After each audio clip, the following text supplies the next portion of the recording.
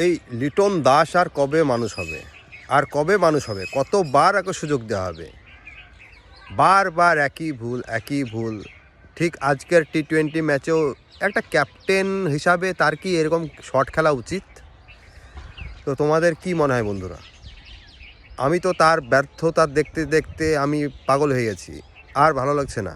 কতবার একটা মানুষকে সুযোগ দেওয়া হয়, সুযোগ দিতে দিতে দিতে দিতে তার জায়গায় একটা নতুন প্লেয়ার ঢোকাও। সে 2-4টে ম্যাচ খারাপ খেলবে, তারপরে নিশ্চয়ই সে ভালো খেলবে।